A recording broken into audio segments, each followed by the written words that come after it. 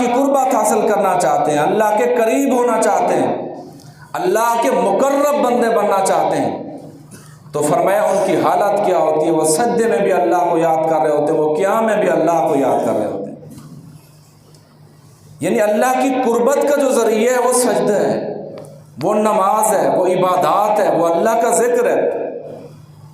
کہ اگر انسان ان اعمال کی وجہ سے ہر وقت سجدے میں اللہ تعالیٰ کو یاد کرتا ہے، گڑ گڑا کر اللہ تعالیٰ سے معافیاں مانگتا ہے، کثرت سے استغفار کرتا ہے، اپنے گناہوں پر شرمندگی محسوس کرتا ہے، ندامت محسوس کرتا ہے، تو فرمایا والذین یبیتون لربہم سجدا وقیاما، کہ وہ اللہ کے نیک بندے دن رات اللہ کو یاد کر رہے ہوتے ہیں، سجدے میں بھی قیام میں بھی اللہ کا ذکر اور خشوع اور للہیت ان کے دلوں کے اندر کوٹ کوٹ کر بیٹھے ہوئے تھے کہ کبھی اللہ ناراض نہ ہو جائے۔ تو سب سے زیادہ اللہ کا قرب حاصل کرنا وہ سجدہ ہے، کہ انسان جب اللہ کے ہاں گر جاتا ہے، اللہ کے سامنے سجدہ کرتا ہے، غیر اللہ کو سجدہ نہیں کرتا، اپنی پیشانی اور اپنی پیٹھ صرف اللہ میں جھکاتا ہے۔ یہ پیشانی کسی غیر اللہ کے سامنے نہیں جھکتی، کسی پیر فقیر کسی دربار کے اوپر نہیں جھکتی، بلکہ جو اللہ رب العزت نے پیشانی یہ جھکنے کے لیے جس کے لیے بنائی ہے، وہ مرد مومن بندہ صرف اللہ کے سامنے سجدہ ریز ہوتا ہے اور اللہ کو یاد کرتا ہے کہ اللہ میرے دل کے اندر جتنی بھی بغض اور اراد ہے، یا اللہ میں ان گناہوں کے اوپر، ان حسد کے اوپر، ان گناہوں کی وجہ سے میں اپنے دلوں کے اندر شرمندگی کو محسوس کرتا ہوں، اللہ تو نے سجدے کا حکم دیا، میں سجدے کے ذریعے تیری قربت حاصل کرنا چاہتا ہوں۔ تو فرمایا وہ بندہ سب سے زیادہ اللہ کے قریب ہوتا ہے۔ حدیث پاک کے اندر آتا ہے حضرت معدان بن ابی طلحہ رضی اللہ تعالیٰ عنہ، حضرت ثوبان رضی اللہ تعالیٰ عنہ اللہ کے نبی صلی اللہ علیہ وسلم کے آزاد کردہ غلام ہیں۔ حضرت معدان بن ابی طلحہ رضی اللہ تعالیٰ فرماتے ہیں میں نے حضرت ثوبان سے پوچھا کہ مجھے بتلائیے اللہ کے نبی صلی اللہ علیہ وسلم نے قربت کے بارے میں کیا فرمایا، یعنی مجھے وہ اعمال بتلائیے جو سب سے زیادہ اللہ کے ہاں بندہ مقرب بن جائے۔ یا راوی یہ کہتا ہے، یوں بات لکھی گئی ہے کہ اللہ کے ہاں سب سے زیادہ محبوب عمل کون سا ہے؟ تو حضرت ثوبان رضی اللہ تعالیٰ عنہ خاموشی اختیار فرمائی۔ پھر صحابی رسول نے دوسری مرتبہ سوال کیا کہ اللہ کے ہاں سب سے زیادہ محبوب عمل کون سا ہے؟ پھر بھی صحابی رسول نے خاموشی اختیار فرمائی۔ تیسری مرتبہ پوچھا تو پھر اس صحابی نے بتایا اللہ کے ہاں سب سے زیادہ محبوب عمل و سجدہ ہے۔ قربت کا ذریعہ، قرب الہی کا ذریعہ وہ سجدہ ہے، یعنی جو بندہ سجدے میں اللہ کو یاد کرتا ہے، اللہ کے سامنے پیشانی کو جھکاتا ہے، اپنے گناہوں کی شرمندگی محسوس کرتا ہے، اللہ تعالیٰ سے معافی مانگتا ہے، یا اللہ جتنے بھی مجھ سے گناہ ہو گئے میں دل سے شرمندہ ہوں، میرے سارے گناہوں کو معاف کر دیجئے، تو اللہ تعالیٰ اس کے سارے گناہوں کو سجدے کی وجہ سے سارے گناہ معاف ہو جاتے ہیں۔ گویا کہ اس سے معلوم یہ ہوا تو اللہ کی قربت کا ذریعہ، قرب الہی کا ذریعہ وہ اللہ کے ہاں سجدہ ہے۔ سجدے کے ذریعے انسان اللہ کے سب سے زیادہ قریب ہو جاتا ہے۔ قرآن مقدس کے اندر آتا ہے سورۃ سبا آیت نمبر 37، فرمایا وما اموالکم ولا اولادکم باللتی تقربکم عندنا زلفا، فرمایا نہ تمہاری اولاد نہ تمہارا مال یہ کچھ بھی کام نہیں آ سکے گا۔ وما اموالکم ولا اولادکم باللتی تقربکم عندنا زلفا، کہ یہ تمہیں اللہ کے قریب کرتے ہیں کہ تم ان کے ذریعے قربت حاصل کرنا چاہو۔ فرمایا یہ قربت کا ذریعہ نہیں ہے، غضب کا سبب تو یہ مال بن سکتا ہے، اولاد بھی غضب کا سبب اسباب اختیار کر سکتی ہے، مگر قربت کا ذریعہ نہیں بن سکتی۔ آگے اللہ نے استثناء فرمایا الا من آمن وعمل صالحا، فرمایا الا من آمن وعمل صالحا، ہاں فرمایا وہ شخص جو نیک اعمال کرتا ہے، اچھے اعمال کرتا ہے، صالح اعمال کو اختیار کر سکتا ہے۔ اب وہ مال جو اللہ نے فرمایا یہ قربت کا ذریعہ نہیں ہے، وہ اولاد قربت کا ذریعہ نہیں ہے، آگے پھر استثناء فرمایا ہاں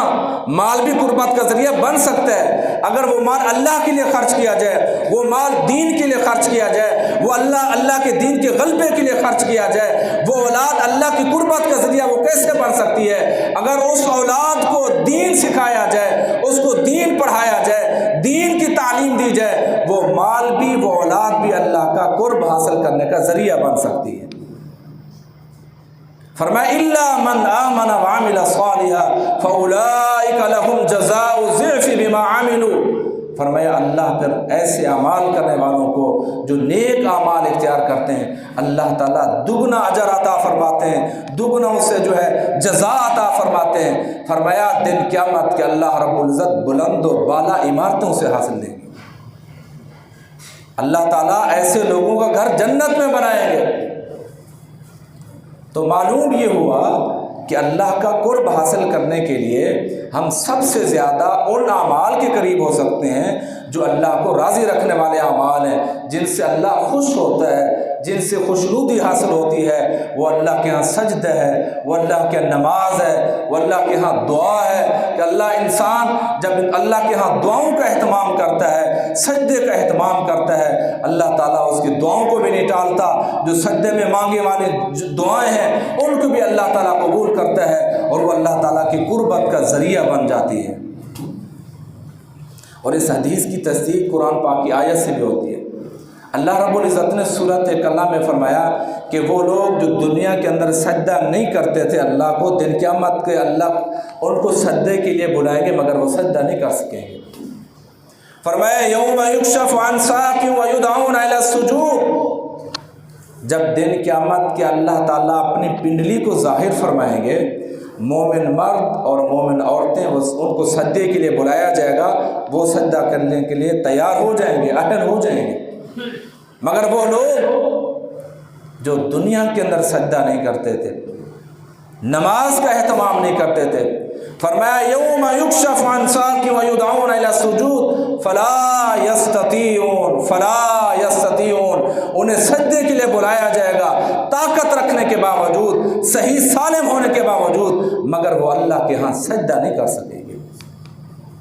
کیوں سجدہ نہیں کر سکیں گے؟ وجہ بتلا دی، وہ اللہ کے ہاں دنیا میں سجدہ نہیں کرتے تھے،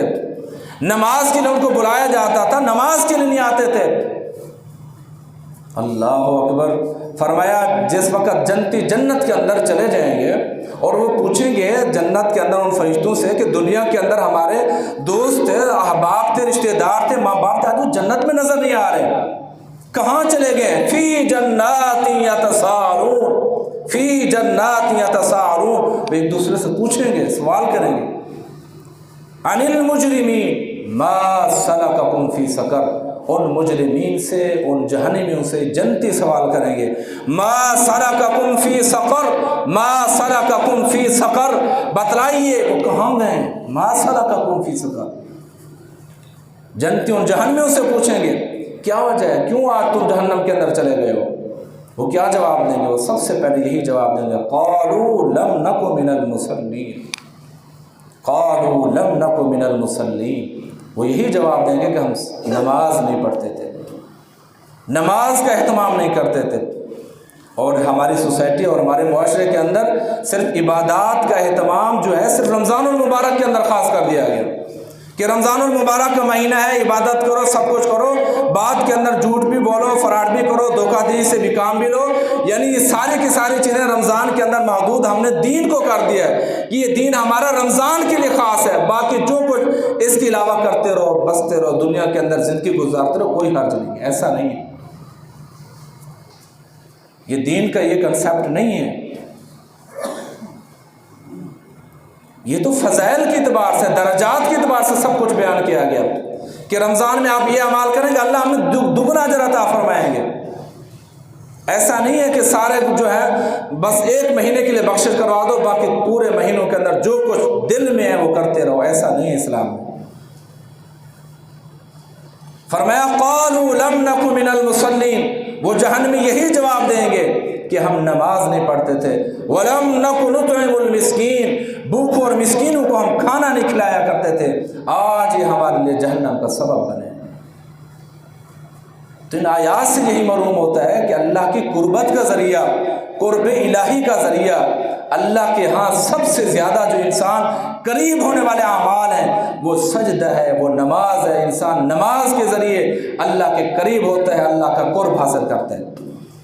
اور رمضان المبارک کا مہینہ یہ بڑی برکتوں والا مہینہ ہے، بڑی سعادتوں والا مہینہ ہے۔ اسی وجہ سے ان کے فضائل اور دراجات بیان کیے گئے ہیں تاکہ اس مہینے کے اندر انسان اپنے دل کے اندر یہ پختہ عزم مصمم کر لے، اللہ جتنے گناہ ہو گئے ان گناہوں سے شرمندگی محسوس کرتا ہوں اور آئندہ کے لیے میں یہ عزم کرتا ہوں، پختہ ارادہ کرتا ہوں ساری زندگی گناہ نہیں کروں گا، آپ کو راضی رکھنے کی کوشش کروں گا۔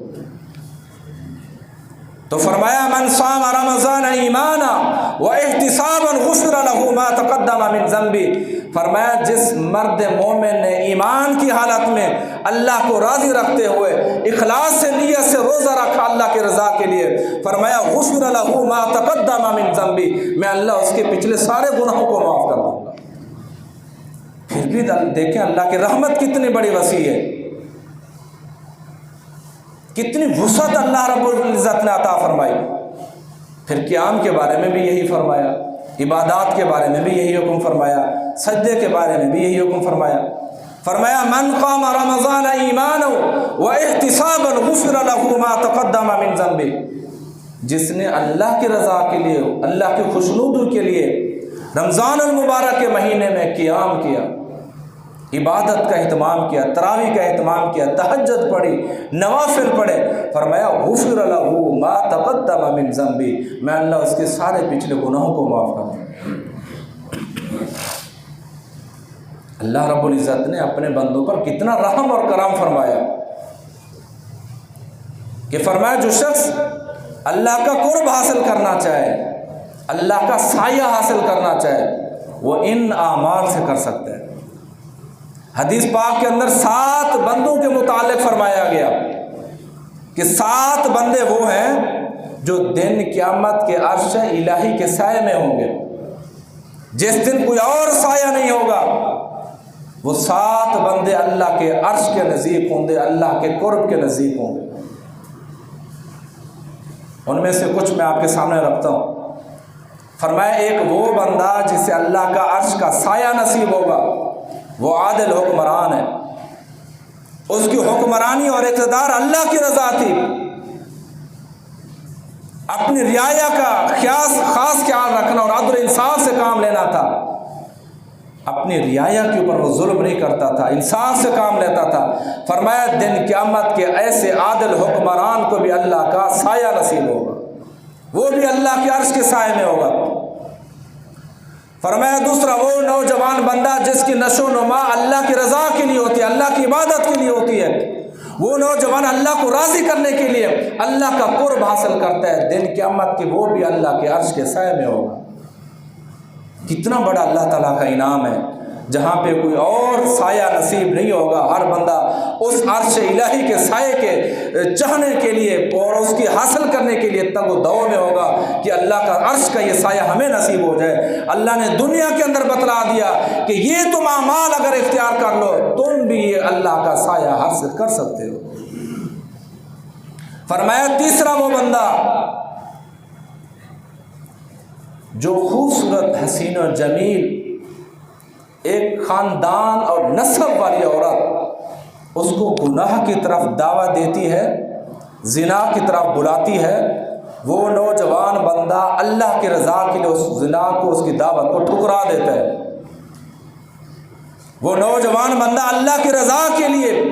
اللہ کی خشیت رکھتے ہوئے، اللہ کا خوف رکھتے ہوئے دل کے اندر اس دعوت کو ٹھکرا دیتا ہے۔ اللہ رب العزت نے اللہ کے نبی صلی اللہ تعالی وسلم کی زبان مبارکہ سے اعلان فرمایا دن قیامت کے وہ بندہ عرش الہی کے سائے میں ہوگا۔ چوتھا وہ بندہ جسے اللہ رب العزت کا سایہ نصیب ہوگا، نبی علیہ الصلوۃ والسلام نے اپنی زبان مبارکہ سے اعلان فرمایا کہ وہ نوجوان بندہ جو تنہائی میں بیٹھ کر اللہ سے معافی مانگتا ہے اور اس کے آنسو گر رہے ہوتے ہیں، زاروں قطار رو رہا ہوتا ہے، فرمایا وہ بندہ جو تنہائی میں بیٹھ کر زار و قطار روتا ہے، اللہ کا ڈر اور خوف رکھتا ہے، اللہ میرے سارے گناہوں کو معاف کر دے، میں آپ سے معافی کا طلبگار ہوں، میں گناہوں سے شرمندہ ہوں، میرے سارے گناہوں کو معاف کر دے، فرمایا دن قیامت کے وہ نوجوان بندہ بھی دن قیامت کے اللہ کے عرش کے سائے کے نیچے ہوگا۔ یہ اللہ کا کتنا بڑا انعام ہے، کتنی اللہ رب العزت نے اپنے بندوں پر رحمت اور شفقت والا معاملہ فرمایا کہ میرے بندے اگر اس طرح کا قرب حاصل کرنا چاہیں، میرے قریب آنا چاہیں، تو یہ ساری کی ساری قربتیں حاصل کرنا چاہیں، ان اسباب کو اختیار کریں، وہ دنیا میں بھی کامیاب ہیں اور آخرت میں بھی کامیاب ہیں۔ اللہ تعالیٰ سے دعا ہے کہ اللہ تعالیٰ ہم سب کو قرآن و سنت کے مطابق عمل کرنے کی توفیق عطا فرمائے۔ وآخر دعوانا ان الحمد للہ رب العالمین۔